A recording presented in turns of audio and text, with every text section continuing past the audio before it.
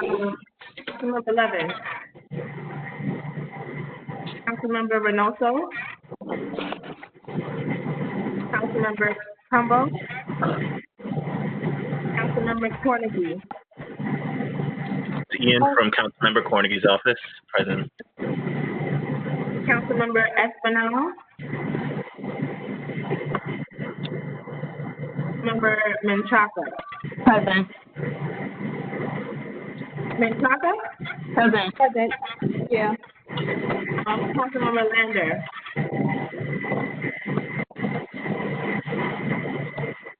Councilmember Matthew Eugene. Councilmember Cameron.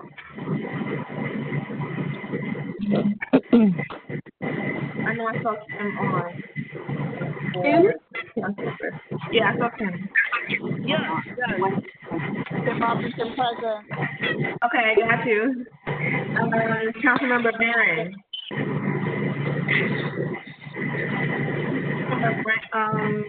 Brandon. Present. Okay. Councilmember Yeager. Councilmember Lewis. And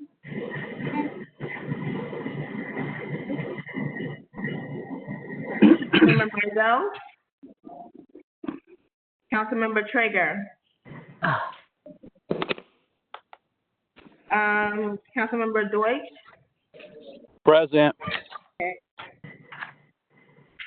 And standing next for the borough president and the deputy borough president is like that. present. Karen,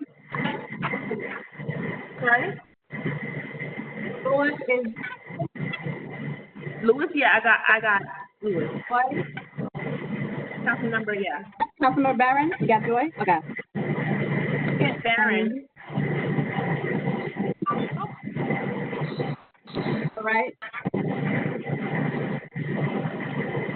All right, on to the community board. I'm sorry, I can't hear you. Go, I'm just gonna make one request. Hold on.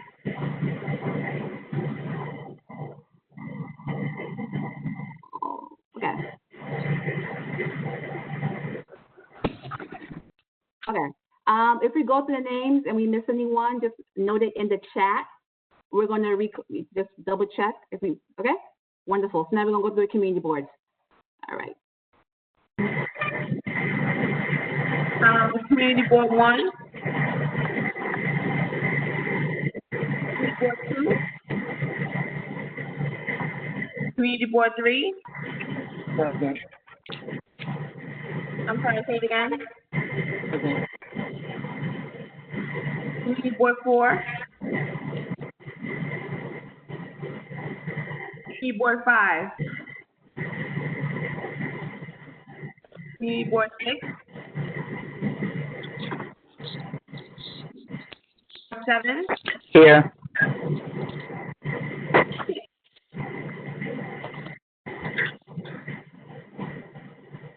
I saw. Okay. Community board 9. Community board 10. Bias is present for Community Board 8. Community board 10. Community board 11. Here. Community board 12. Community board 13. Community board 14. Community board 15. Here. Community board 16. Janice Morgan present. Thank you. Community board 17. Community board 18. Okay. Board 9. Did you get 9? Yvette, please, President for Community Board 9. Thank you.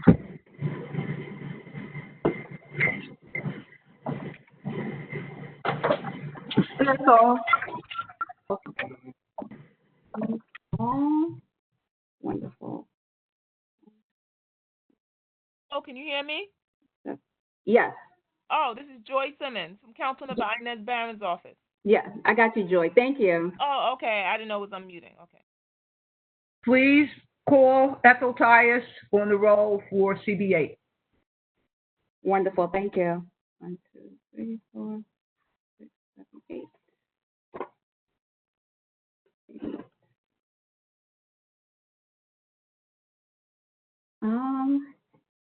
We have a rep from Public Advocate Damani Williams' office. Okay. Okay, I'm gonna mute Karen.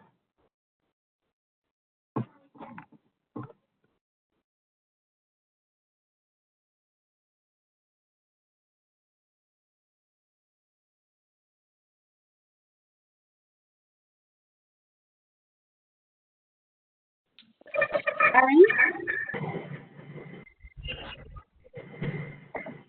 Yeah. I think we're one short. Anyone join us, amend the minute, go to the minute. And Karen, you could double check as well. Let's one short. Wait. Okay.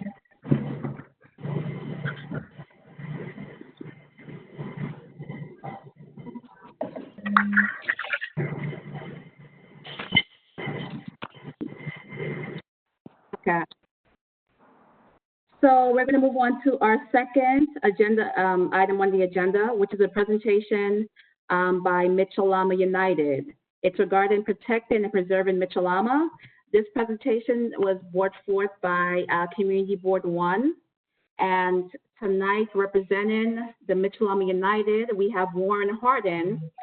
He's going to present a PowerPoint presentation along with his team. So Warren, please make sure you state your name and title, and I will get you ready for your presentation. Okay, thank you, Serena. All right, my name is Warren Harding. I chair the steering committee of Mitchell Lama United, and we have some of our steering committee members joining the meeting this evening. And I will be presenting along with two other steering committee members, Richard Heitler and Andrea Rudner. So we'll get underway. Let's see. Okay, so everyone can see the welcome slide? Yes, Okay, great. Okay. All right. Let's make sure.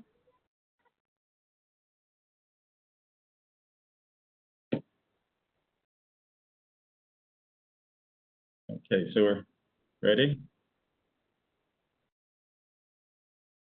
Okay. We're ready, yeah.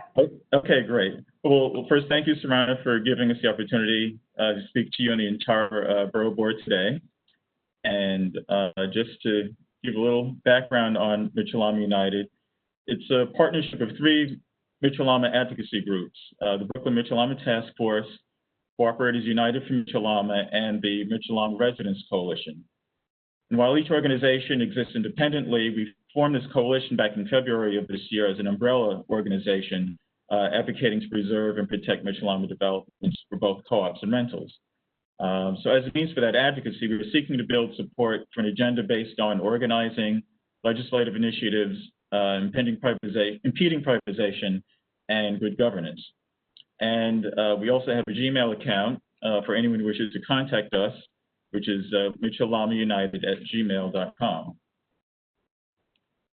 Now, the topics that we'll be discussing this evening are the importance of Mitchell Lama, how Mitchell Lama works, the Mitchell Lama United proposed state legislation, threats to the program, the Mitchell Lama program that is, and how preserving and expanding the Mitchell Lama program advances furthering fair housing efforts that are underway through New York City's Where We Live New York plan. Okay, so now I'll hand things over to Richard Heitler to cover the first 3 topics of this presentation. So, Dick, it's all yours.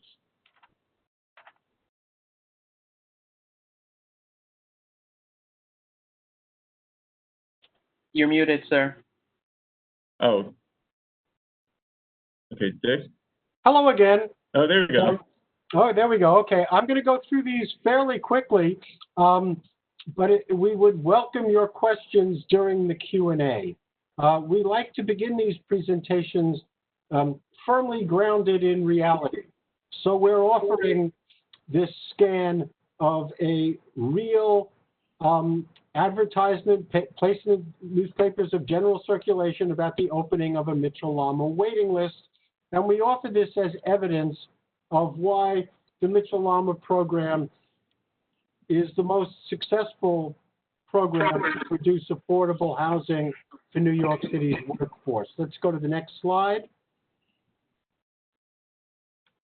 If you can't read the fine print in the ad, this slide says it all. This is a comparison of what it actually costs to live in the Rosalie Manning Cooperative per month versus Stuyvesant Town, which also began its life as supposedly workforce housing. Okay, on to the next. A lot of people know that Mitchell Lama is a great deal. Essentially, if you respond to Rosalie Manning's lottery and you win, it's like hitting lotto. And everybody knows it's a terrific deal, but fewer people know actually how it works. We delivered a much longer presentation explaining how it works in this to the Brooklyn Mitchell Lama Task Force, and I think some of you in the audience tonight were probably in the audience for that presentation. This is a one-slide summary of that presentation. It's extremely brief, perhaps too brief.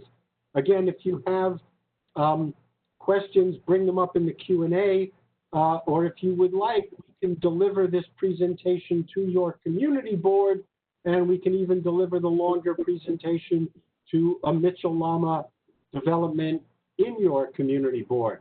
But basically, to sum it up, Mitchell Lama's monthly charges are kept low because from the beginning, they had low land acquisition costs. They're very favorably financed through government-sponsored mortgages and loans. The big one is the abatement of real estate taxes. Mitchell Lamas pay a form of tax called the shelter rent tax, which can reduce tax costs by as much as 80%. And when they do need repairs, there is also access to low-cost loans. These are all ways that government has of putting money, making investments in Mitchell Lama co-ops. But one key factor that makes these co-ops so affordable is the principle of not-for-profit operation. Those monthly charges that you saw represent each apartment's fair share of what it actually costs to operate and maintain the building.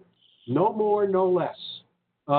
There is no profit in this deal, and so you're paying your fair share, but it's a fabulous deal. And this principle of not-for-profit operation also applies to sales prices, which brings us to the next slide. This is what it would cost if you respond to Rosalie Manning's lottery and you get picked and you wanted to buy an apartment in Rosalie Manning. This is what that apartment would cost. And you can compare that to the $1 million plus prices that you would see right across the street in the very same neighborhood. And how is that done? Again, it's another feature of the excellent Mitchell Lama program design. These prices are fair. The seller gets back what he or she paid in.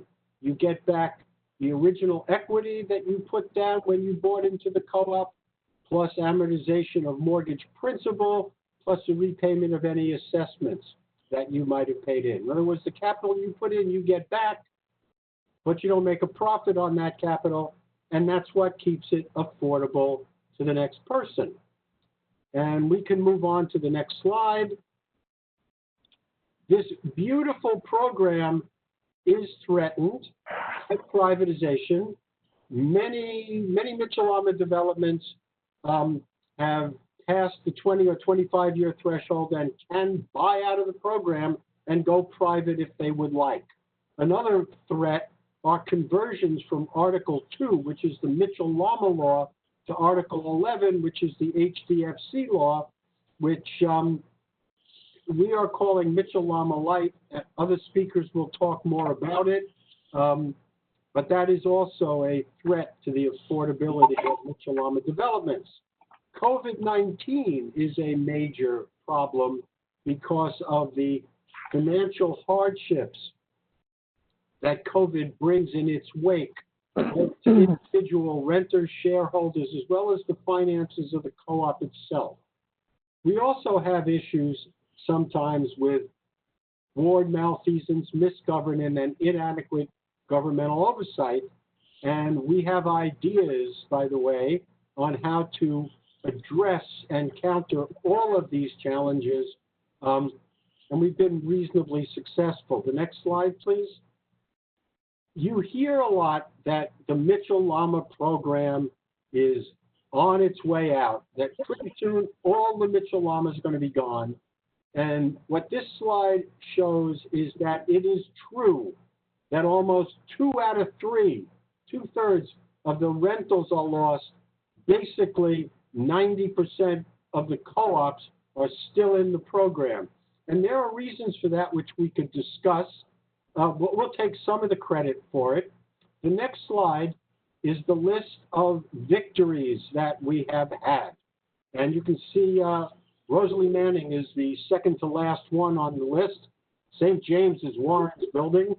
These are co-ops where the board, pro-privatization faction has taken over the board, pushed privatization, used the resources of the co-op to further privatization, monies derived from the monthly maintenance fees, and though we've been outspent and outgunned, we have won many more than we've lost.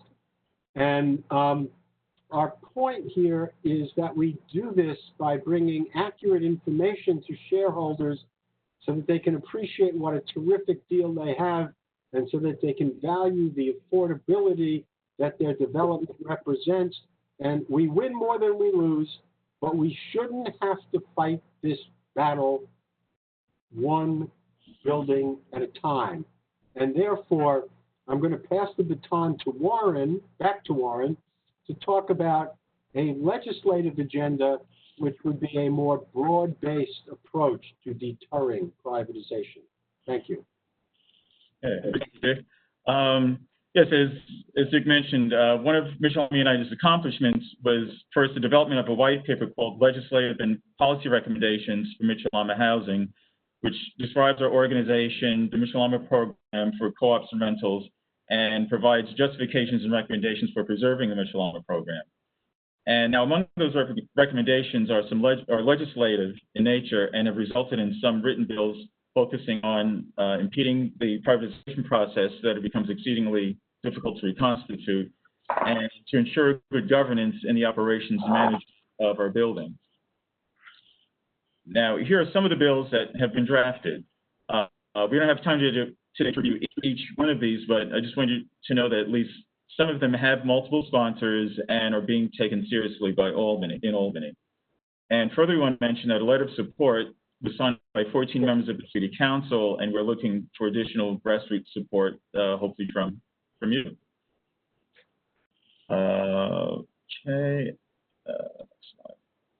Okay, so now to take a quick look at the bills. Now here are the components of this bill, and I just want to talk a little bit about the first component.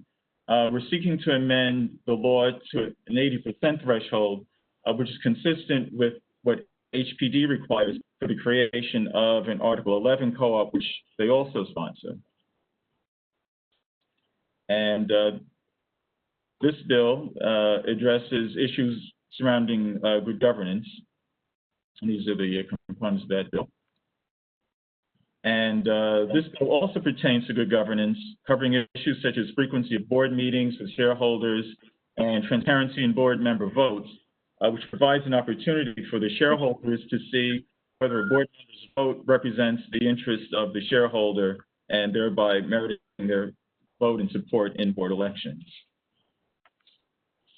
And here is another bill related to, that affects co-ops. Right? And these bills are for the benefit of both co-ops and rentals. Okay, now, in response to the COVID-19 crisis, the steering committee sent a letter of to the elected officials and friends of Mitchell Lama requesting relief measures during the emergency of the COVID-19.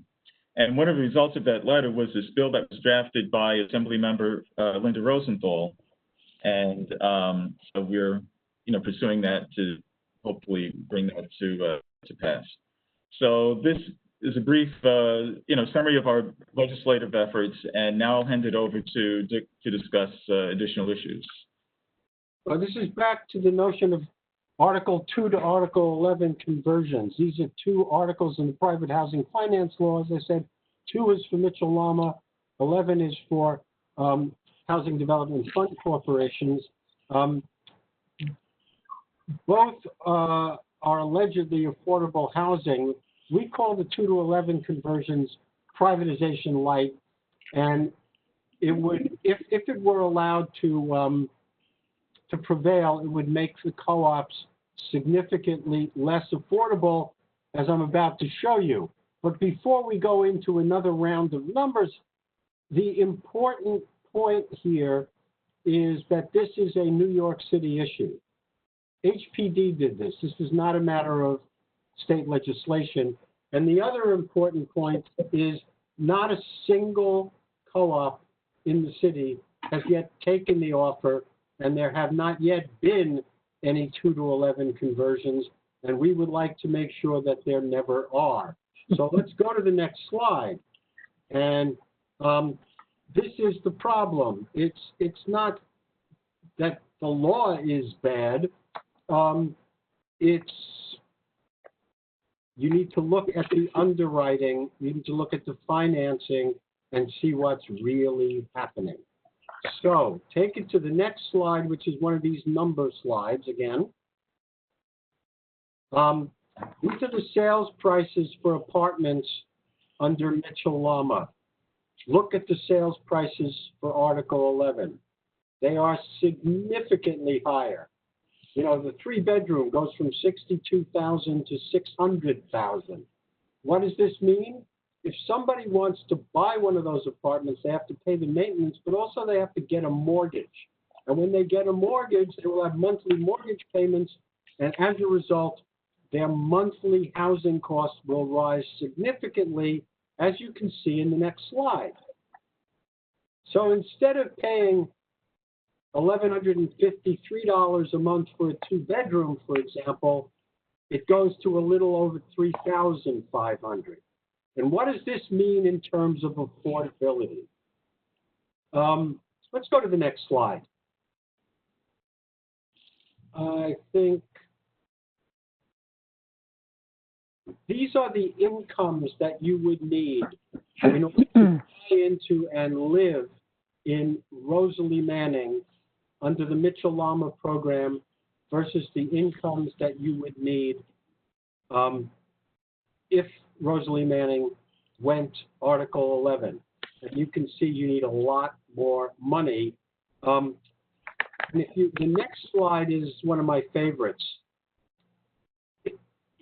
Everybody talks about affordability in very abstract terms. You know, area median income, 120%, 130%, 80%. These are the actual salaries drawn from the website of the Bureau of Labor Statistics for what working New Yorkers actually make. And their occupations and salaries that are typical of current Mitchell Lama residents.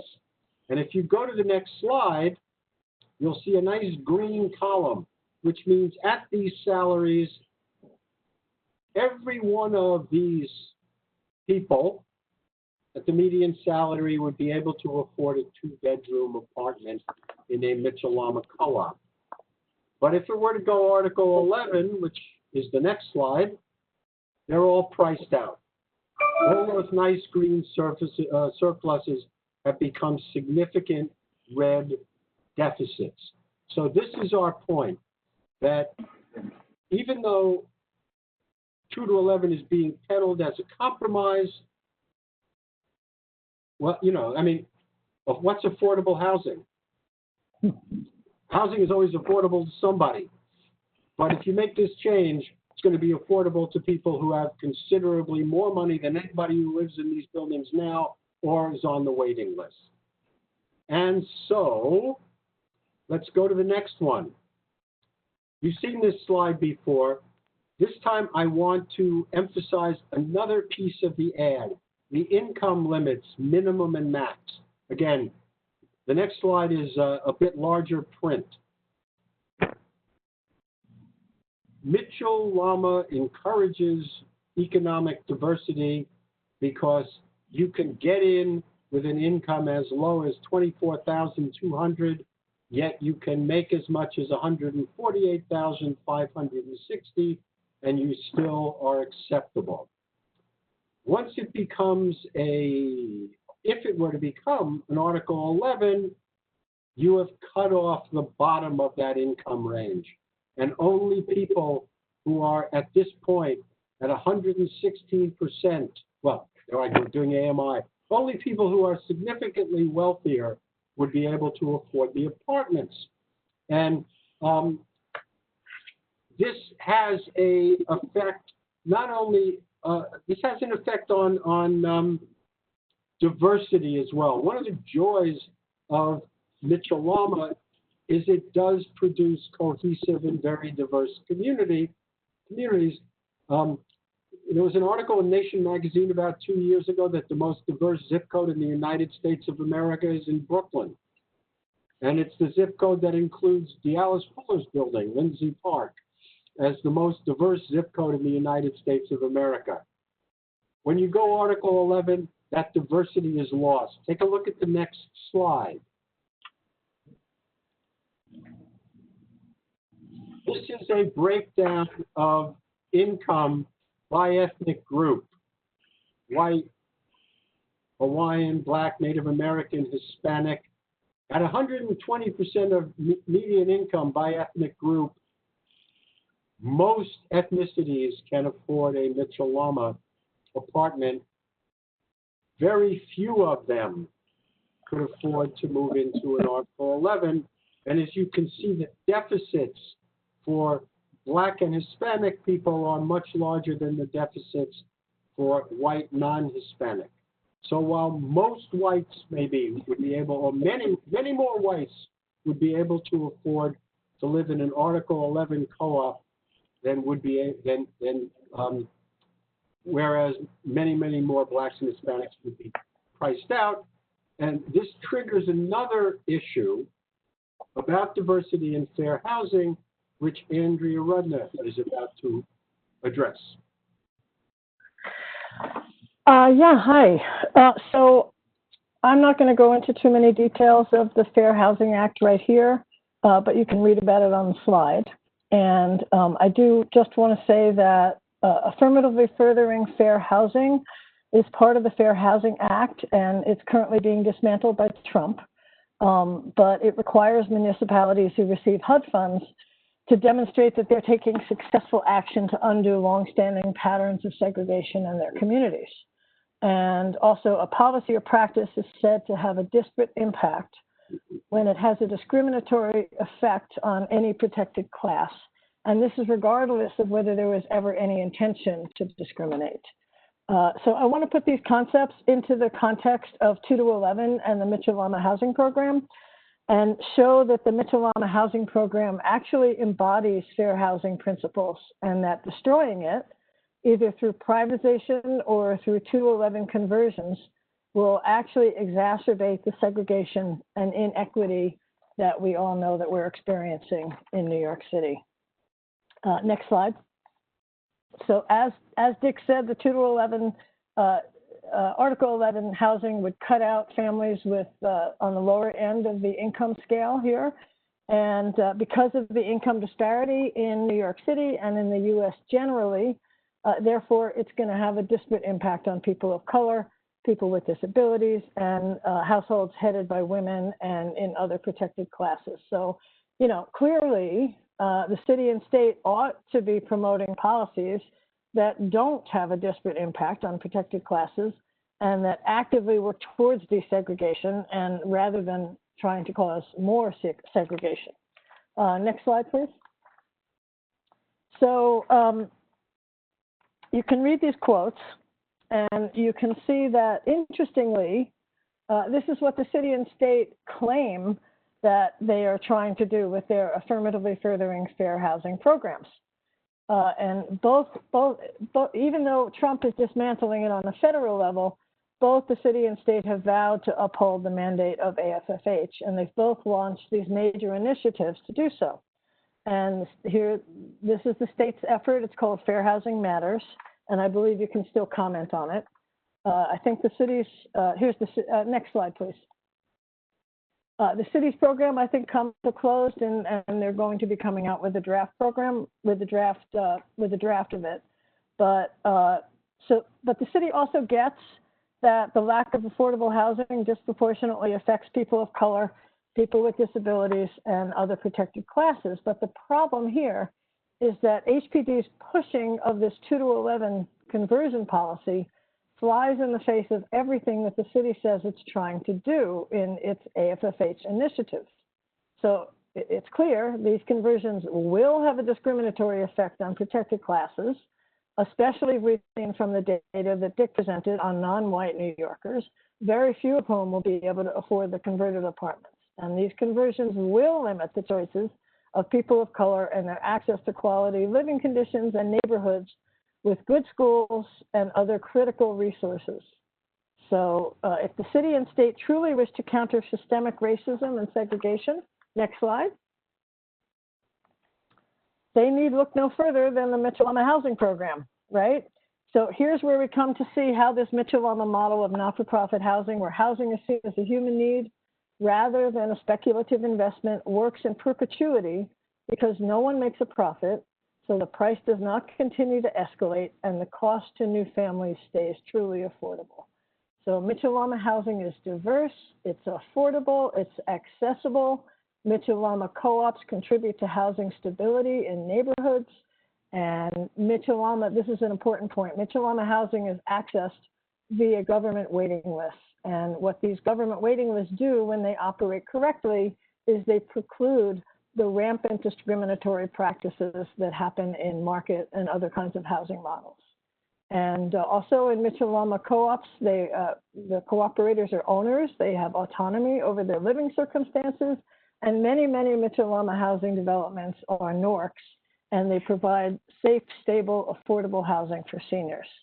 So Mitchell-Lama at its best has actually been the integrated housing that New York City and state insist that they want.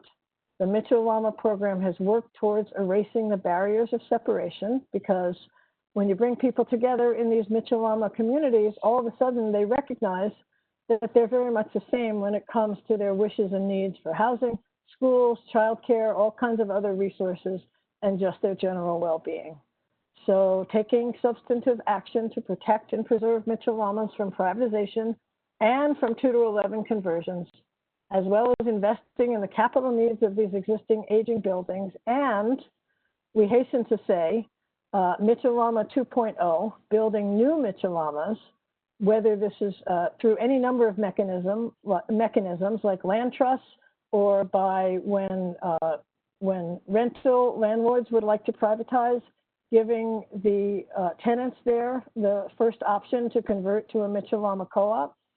These all would be a meaningful start in demonstrating that the city and state actually intend to invest in dismantling structural racism. And the vigorous defense of the Mitchell-Lama program would contribute significantly towards the eradication of the devastating inequities that accompany New York City's longstanding patterns of segregated housing. Thank you. Next. Okay. Great, thank you, Andrea. So now, at this point, I'll talk about ways that hopefully the Borough Board can support Mitchell-Lama United's efforts. First, we're seeking either a resolution or a letter of support, which we can schedule some time as a follow-up meeting with either with you, Serrano, or anyone else to work on this. And this proposed resolution that we would like would cover the following. First, if the Borough Board could support legislation pending in Albany to limit the maximum extent possible, any privatization of Mitchell-Lama developments. And second, support the suspension of privatization, the privatization process during the COVID-19 crisis until that's over. And also to prioritize the development of new Mitchell-Lama developments at your respective community at the greatest extent possible within your community boards. And also you're invited to join Mitchell-Lama United or any of its affiliated organizations. And finally, I'd like to, in turn, like to be your resource of support. You may reach out to us by email, mitchellamaunited@gmail.com. If any of the Mitchell-Lama developments in your community boards are facing privatization or experiencing any kinds of malfeasance in either co-ops or rentals. And that concludes our presentation. Thank you for listening and your attention. And thank you very much. Thank you. So, one second. Okay. That's a little one in the background. Okay. So we do have one question. I'm going, Ethel from Community Board 8. She has a question. I'm going to open the floor for questions. I'm going to, let's see. Oh. Okay. So her question is, let me see if I can't unmute her. I'll read her question. Oh, there we go. If I may. Yes, you may, please. Yeah. This is Ethel Ty speaking. Based on the material that was handed out, legislative and policy recommendations from Mitchell-Lama Housing, we're looking at the Assembly Bill 932, Senate Bill 3184.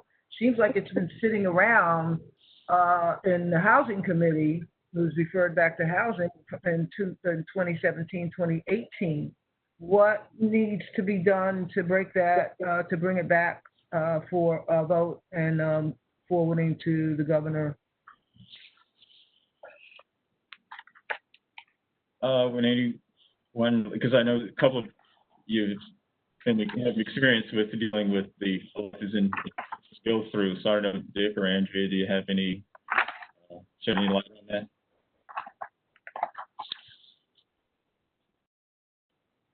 Well, all I can say is that so Mitchell-Lama United, as Warren had said, formed in February, and we just started advancing these. We have some bills that we have written together with A.M. Rosenthal's office, and there were also some other bills that were already existing that had been put forth by other people previously, and we're supporting all of them.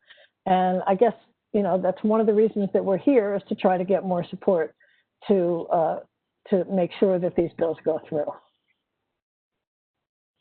Thank you.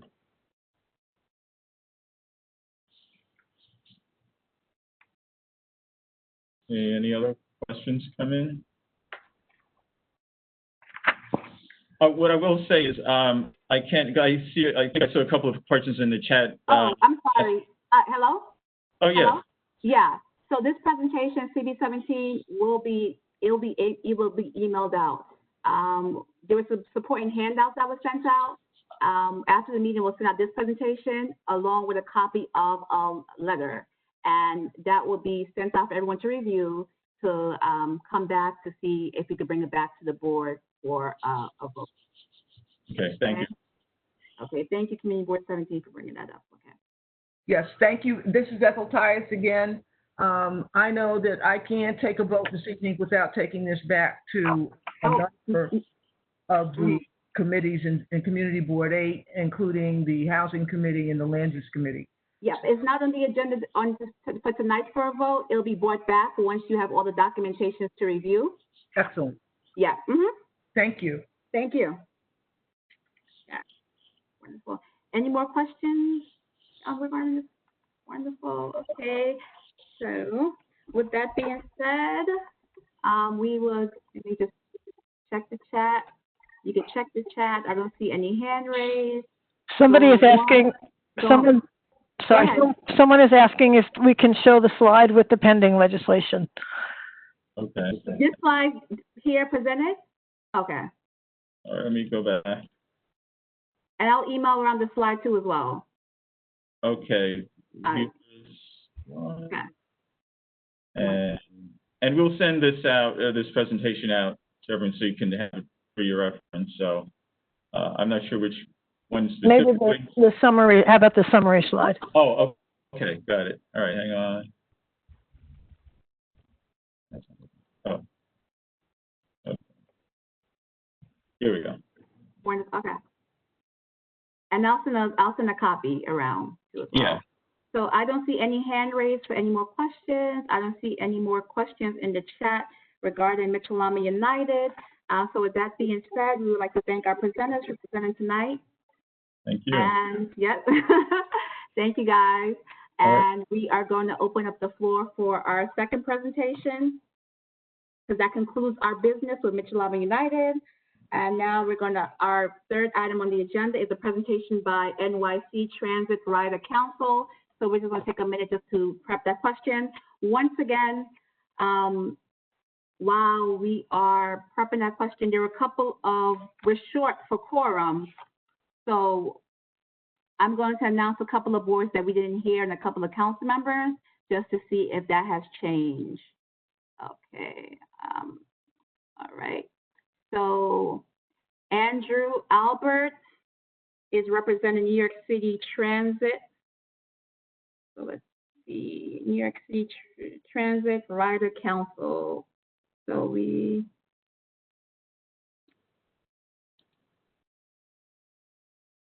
Andrew, can you hear me? I sure can. Thanks, Serrana. Okay.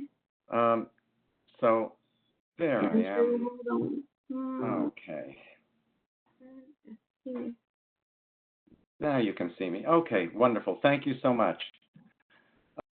I'm Andrew Albert, Chair of the New York City Riders Council. We're a legislatively mandated group. We're part of the Permanent Citizens Advisory Committee to the MTA. I also sit on the MTA board as a non-voting rider representative. So I've seen an awful lot and know a lot about this transit system that we love and treasure. And while it's a phenomenal transit system, there are some sections of our boroughs that the subways do not serve.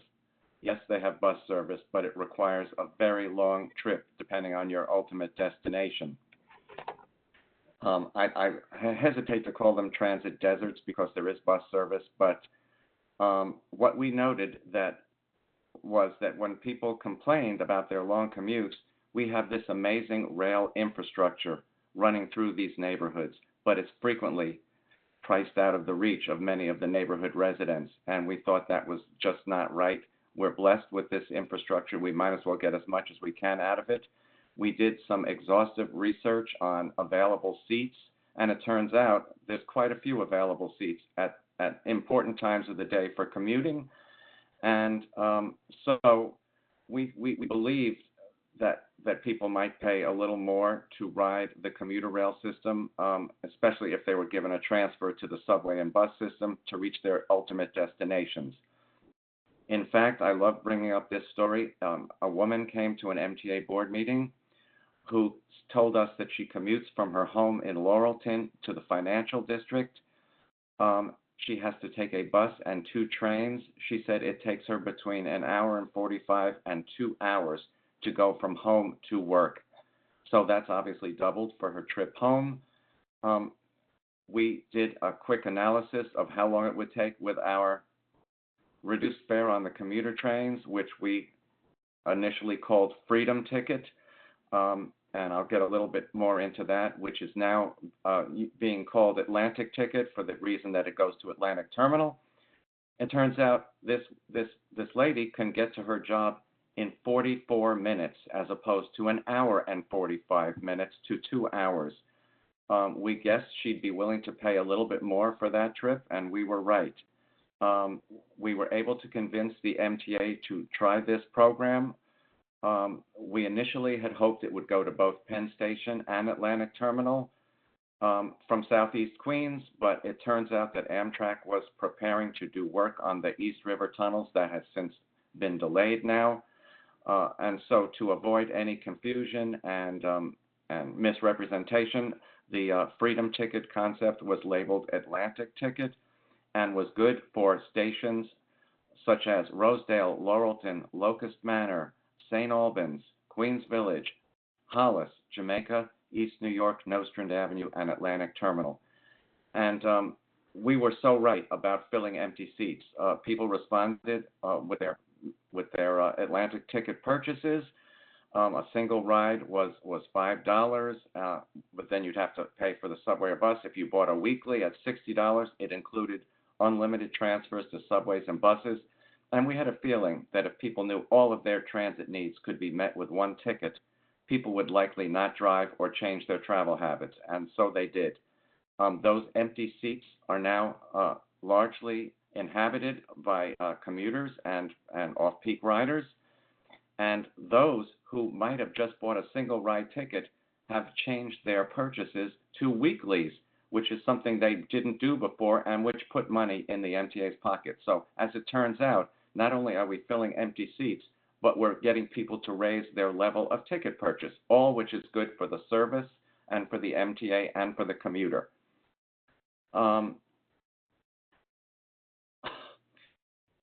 Because so many people are now using the Atlantic branch, and we're pleased to say that the MTA has done considerable renovation of Atlantic Terminal, which, as you know, used to be the Flatbush Avenue terminal of the railroad. It is much more welcoming now. Obviously, it has shopping malls attached to it, has great subway connections attached to it. Nostrand Avenue recently received a lot of additional work on its platforms, became accessible, but unfortunately, East New York Station remains a very unwelcoming place. It's dark. People are afraid to use the underpass.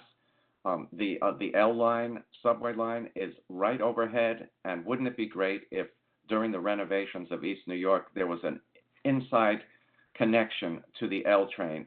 Boy, would that make people's trips a lot easier. So we are pushing for that. I have spoken with the borough president when we kicked off Atlantic Ticket, and we're both concerned about the condition of East New York, and I keep raising it with the Long Island Railroad president and with others at the MTA because there's a lot of housing going up there. There's a lot of people that need to commute there. It should be a much more welcoming place. We had hoped pre-pandemic that this program was going to expand and serve more stations in the boroughs, just as the Long Island Railroad has many stations in Queens, far from subways, and in Brooklyn, far from subways. So does the Bronx. Metro North has many stations distant from the subways. Prior to the pandemic and the cash crisis, the Bronx was going to get 4 new Metro North stations on the New Haven line. That is, of course, now on hold, as are most capital programs due to unknown financing from Washington. But we hold great hope that the Freedom Ticket concept, which is a reduced fare, can be expanded. If it's a great tool to bring riders back, we believe that in the future you could probably have some off-peak suburban fares to attract riders back, and could be a great tool to have people commute from Brooklyn to Nassau or Suffolk, and with possibly Queens as well. So we see great promise for the commuter rail system. Perhaps one day we will live long enough to see a single fare for everything within the 5 boroughs. That would make one city, one fare concept a reality. But in the meantime, we are certainly doing right by Brooklyn by pushing this program. Some of the trains that we analyzed had 70-some-odd% of their seats available at various times of the day. That has gone down to 30 or lower %. So people are definitely responding, and we hope to move forward on once we get through this crisis. As you all know, the MTA is facing a severe cash crisis with horrific service cuts, layoffs, fare hikes, and delays in the capital program, which would set us back endless number of years. We're all hoping, we're all advocating for federal help. We hope you will all contact your senators and members of Congress and let them know that no relief bill that doesn't attend to the needs of our mass transit systems, which are the economic engines of our cities. And by the way, this is not a red or blue state issue. This is a people issue. There are plenty of red states with commuter systems that are suffering much as we are. MARTA in Atlanta, DART in Dallas, RTA in Cleveland. You could keep going on. These cities and these regions will not come back without active and vibrant mass transit systems that are supported. So hopefully we will have some good news after a while, but the good news right now is that Brooklyn has been a great responder to Atlantic Ticket, and we hope to continue the program and if not expand it. And I'm happy to take any questions about it.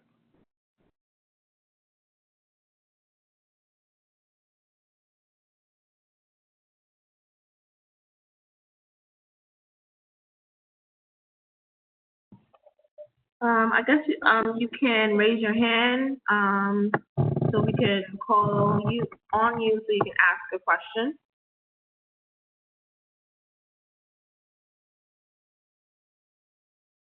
Or you can type your question in the chat.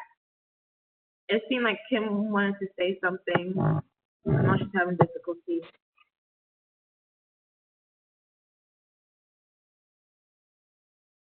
Kim? Oh, I saw the question. Okay. What's the level of discount? So depending on when you travel right now, a ticket on the Long Island Railroad within the city zones, Queens, for instance. That's from Community Board 8, just from CD 8. Okay, go ahead. Sure. It could be anywhere from $8 off peak to like $10 or $11 peak. So the $5 Atlantic ticket fare is a considerable discount. But when you couple it, if you bought a weekly ticket with a free transfer to subways and buses, you are talking about a really, really large discount.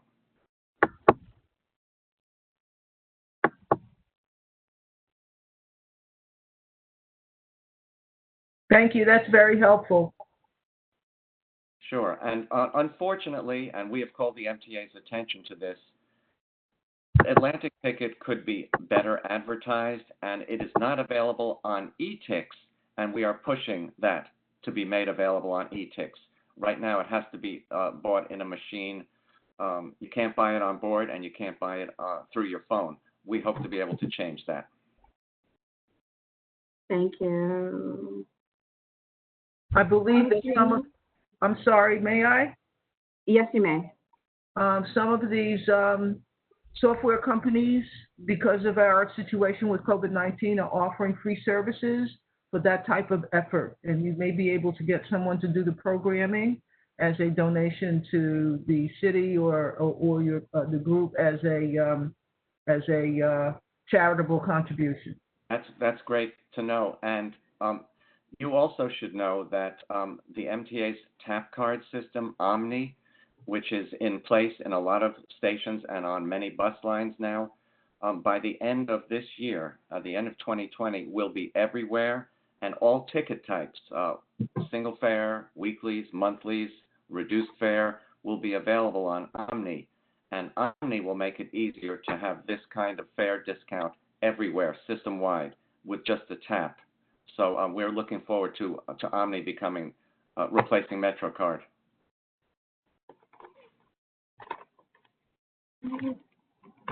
It'll take a little longer for Omni to be available on the Long Island Railroad and Metro North, but by the end of 2020, it will be on all subways and buses. That will be very important. Thank you very much. Absolutely. Okay. I don't see any other questions in the chat room. Okay, and I don't see any other hands. Okay, wonderful. Andrew, does that conclude? Okay, yes, we have a question. Community Board 1. Great. Yeah. How does the senior card work? Right. Are we talking on Omni or on Atlantic ticket? Good question. Let me see if I. Let's follow. Let me see if I can unmute Ms. Fuller. All of them. Yep. Mm-hmm. On all of those tickets? Well, on Omni, there is no reduced fare yet. That is coming by the end of 2020. At least that's what we're told. And the person in charge of the program is really excited about it and doesn't miss an opportunity to tell you how he plans to make Omni the card of choice for everybody. So that whatever senior discounts are available on a regular ticket will be available on the Omni system by the end of 2020. On Atlantic ticket, it's just the one fare. It's the regular fare and the weekly fare.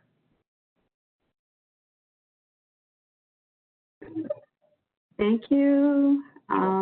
Any follow-up questions? Okay. We don't have any more questions. We don't have any other questions in the chat, and I don't see any more hands. I am going to, so that concludes, Andrew, you finished? Conclude? Okay. Yeah, thank you so much, Sarana. No problem. So that concludes our business with Andrew Albert from NYC Transit Riders Council. Thank you so much. Thank you so much.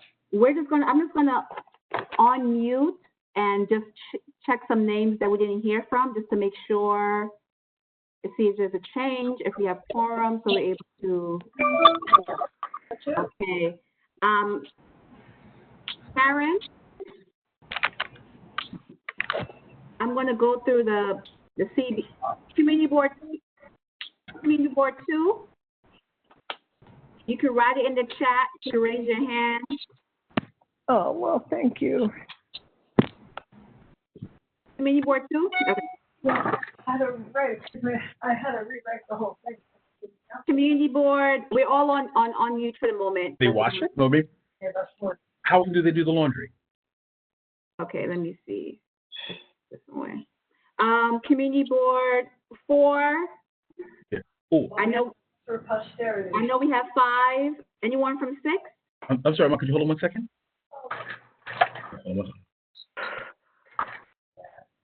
Anyone from 14? Anyone from 18? Anyone from CB10? Community Board 10?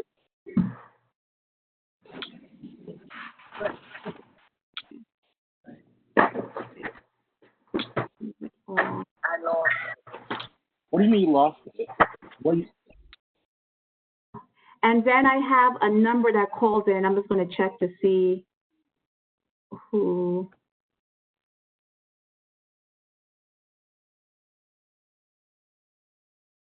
Okay. On mute. Good evening. There's a number one that had called in, a 39 number. You had just been unmuted. Are you a member of the Borough Board or a guest? Not pulling up. Okay. All right. It has not changed. Community Board 17. Oh, 17 we have. Okay. Council members, Levin, Reynoso, Cumbo, Lander, Eugene, Yeager, Mizell. Anyone from Traeger? Okay. So if you're from any of those boards or those council office, please raise your hand, put a note in the chat, All right. So, all right. So the minutes will have to be held until our next meeting. Okay. Because we do not have quorum and we seem to be one short. All right. With that being said, do we have any new business? Yes, Community Board 1. Let me see, 1. Okay. You're unmuted. Yes, go ahead. Okay, Sarah Anna, I don't know how to put this. I don't even know if anybody else is having problems with WebEx with their community boards, but WebEx seems to be a big problem. I had my meeting last night was a total disaster. People kept getting cut out. They couldn't get in. People came on in two or three devices. We couldn't hear people talk. I myself couldn't get on to start chairing the meeting. I myself got thrown out of the meeting before I could close the meeting. So I don't know if we need to do more training. I don't know if we need to speak to do it, but we've got to do something about WebEx because it's just not working for community boards. At least it's not working for Community Board 1. It's very frustrating. It's very, very frustrating. You can't hear people talk. People, they start talking, it goes out, and then they come back and they try to talk. My meeting last night, I don't know if anybody from Borough Hall watched it, but to me, I feel real bad because I couldn't get on for over 35 minutes, and then I got on, and I couldn't even, I got thrown out before I could close the meeting. My first vice president had to take over. It's just frustrating. So I don't know what we can do about it, but, everybody's hollering about, this is no good, this is no good. People are getting frustrated. And last night, people were just all over the place. And people were saying things that was unbecoming to a board member. And that kind of frustration is no good for you working with adults who are supposed to be professional. So we've got to do something about this because it's very frustrating. Thank you. I thank you for raising that. As you can see, we all opposing the challenge with WebEx. Yeah, we're having problems tonight. Yes, we had a problem tonight, and we had a few from some prior meetings, and we will probably check about additional training, even ourselves here with the system, because we're used to using other platforms. It does take a while, and I think extensive training to actually master this platform. It does pose a challenge, and I think there is a need for additional support in regards to this particular platform. So I agree. Thank you. Thank you. If we can present it to the powers that be or whoever's in charge, to please do something because the board members are getting very frustrated with this system. Okay, I'll make sure to report it back. And I thank you for sharing that. Thank you so much. Can I add something? This is Joy Simmons. Name and board or council office. Joy Simmons from Councilmember Barron's office. Yes. I just wanted to agree that WebEx is very glitchy, and I don't know if it's a matter of training, because for example, in me just trying to get onto WebEx, it was a delay because it kept trying to have me download some extension and attach it to Chrome. Then it took me to a web store, and it was just kind of very invasive when it has these extensions that it tries to get you to do. So I just wanted to add that as well, that it just seems to be other issues, not just training, that it's just very glitchy. So I just wanted to just add my add my experience. Thank you. No, thank you for sharing that. When I use a different computer, I think I kind of go through the same situation, depending on what computer I'm using. Extra Chrome or whatever the case may be, and you can try to prep ahead of time. So, Joy, thank you for sharing that. Sorry, Julio, Community Board 7, not to join the WebEx bashing, but I think when managing large board meetings, that can be 40 to 50 plus on top of community attendees. I think it can be a little challenging when WebEx only allows you to have one host managing all of that. I think it's really hard to do all that on top of the glitchiness that we all experience with WebEx. So I know that, one of the reasons why I think earlier there, back when all of, we kind of moved into a virtual world, there was a lot of concerns about security. I think, the caution was that WebEx was safer, but I think I don't necessarily know if the payoff is that, WebEx is easier. I think we're learning from experience that it's not necessarily easier, that we're having a lot harder time interacting with our community, and I don't necessarily know if we're doing ourselves a service. So if there's any way that if we can even temporarily use an alternative service to engage, to at least engage for the time being, because it's been really challenging, hosting meetings via WebEx, and yeah, so. I don't see it as bashing. I just see it as, sharing, the issues that you have so we could see how, it could be addressed. Thank you. Community Board 1? Yes, I agree with what everybody's saying, and I think it's best that we speak out about this. I don't consider it bashing WebEx. I think we have an issue, and I think the sooner we work on it, the better off we are.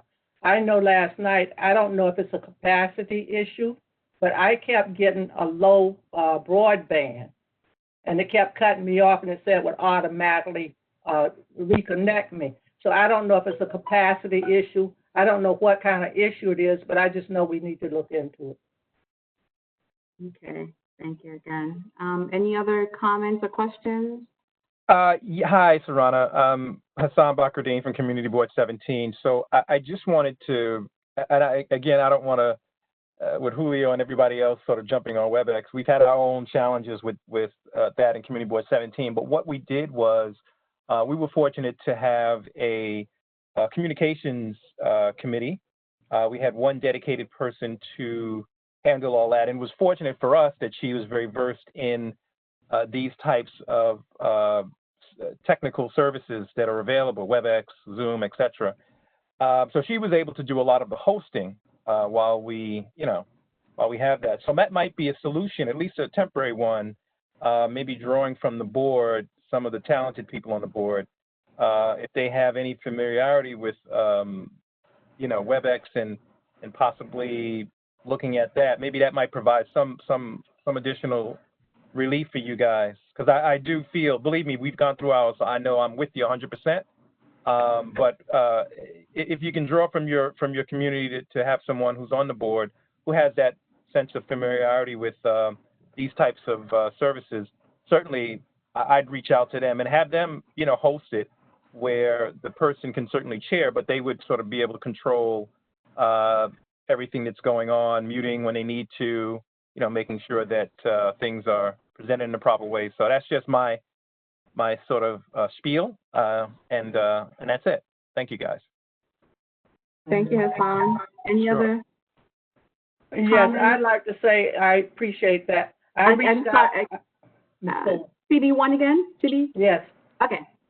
Okay, I appreciate what you just said. I've reached out to my resources on the board, and I have been dealing with this for over 4 months, and I think it's time to bring it to the Borough Board to see what we can do about it. Thank you.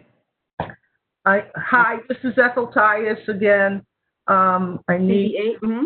Yes, CB8. I need to just remind us all that we're in the middle of a maelstrom of malware.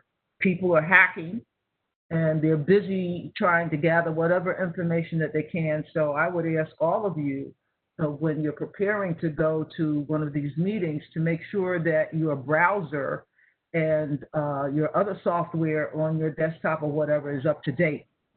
There'll be constant updates, almost weekly, almost daily, to keep ahead of the malware that's being pushed out onto the web. So that's important. And you can set your desktop to update overnight, and then at least 20 minutes before the meeting, make sure you have the latest version of WebEx or Microsoft Teams or Skype or whatever it is that you're using, because those vendors are also trying to stay current with patching whatever holes have been found by the malware hacker. Okay? Okay, thank you. Any other questions, concerns during new business? Okay, so new business. Yeah, I'm sorry. Can you hear me for Baptiste? Fred, yes. Yes. CV9, yes. Yes. First of all, I definitely want to, I won't belabor the point. I think most of my other colleagues have already kind of really mentioned about some of the travails we're having. But definitely I think that this is something, as we're looking at this entire conversation, I think one of the things that I would like for us to consider is that there have been some positives coming from us being able to have the option of doing video conferencing and teleconferencing and those things. I think, and it's one of those things that we've been prohibited from doing those specifically because of the open meetings law, which has we're only able to do it now because of executive order on the part of the governor. One of the things that I think we might want to at least discuss is perhaps maybe there needs to be some a fresh look at the open meetings law, so that way we can find ways to incorporate video conferencing and teleconferencing, especially because in the near term, we're not sure what's going to happen. And without hoping for it, in the future, you never know where this might be something that we need to consider again. So it might be easier for boards to have this as a tool in the toolbox in terms of being able to actually convene meetings and still conduct the business that we need to, as well as incorporate social distancing, where we don't always need to necessarily drag everybody out in the middle of December, when we can still be effective and have our meetings and conduct our business, and still be accountable to the communities that we serve. Okay, thank you, Fred. All right. Any other questions, concerns before? All right. So thank you for that, everyone. So with that said, I'll bring that back regarding WebEx. Open meeting law. I know Tanya always sends communications in regards to what an executive order that we receive down from the state. So I'll make sure that I brief and let the team know the feedback in regards to WebEx. And I thank you everyone for kind of sharing their experience, because that's how we either, amend the problem or try to improve the system, whatever the next steps will be. With that being said, any unfinished business? Okay, Kim? I just wanted to remind everyone to the censors. It's you speak to your constituents, to the members need to really to get the word out. It's for our for us to do censors where people are out there, know that there's need, they're allowed, but we just need them to really seriously think about the censors. So if everyone, maybe the board, the community boards, we need to get the word that we need people to complete the censors. Okay. Thank you. Yep. And you're breaking up a little bit, but just to echo what Kim was stating in regards to the census, Brooklyn, we're down and behind in regards to the count. I believe there is a census, a borough-wide challenge tomorrow where they're asking, people to come and help with census outreach.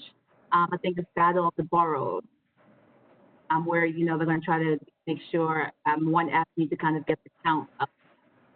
Thank you, Kim. Okay.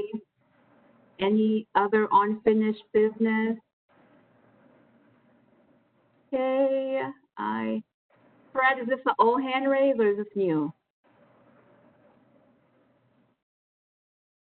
Old hand raise. Old okay, hand. Thank you. Okay. All righty.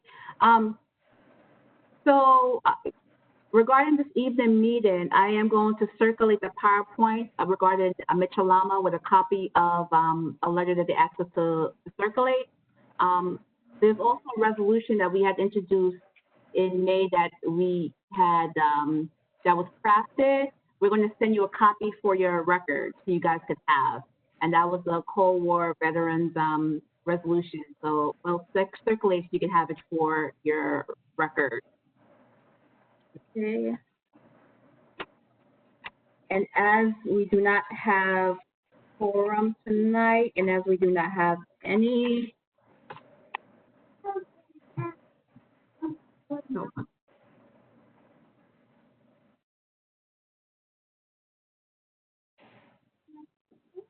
One minute. Okay. What's the reason? Am I texting? Oh, okay. So our next meeting is going to be Tuesday, October the 6th. Wait. Tuesday, October the 6th. Now, technically, Teresa, can I take a motion to adjourn the meeting without? Fuller, motion to adjourn. Yeah. Community Board 1. Community Board 1. That's Rosalie second. Yep. That's second. So CB1. Okay. So second. All those in favor? Aye. Aye. Aye. Aye. Wonderful. Anyone opposed? Sure. Any comments? No. Meeting adjourned. Thank you, everyone. See you Thank you. Good night. Thank you, everyone. Guys. And we'll make a question regarding WebEx. Sure. Okay.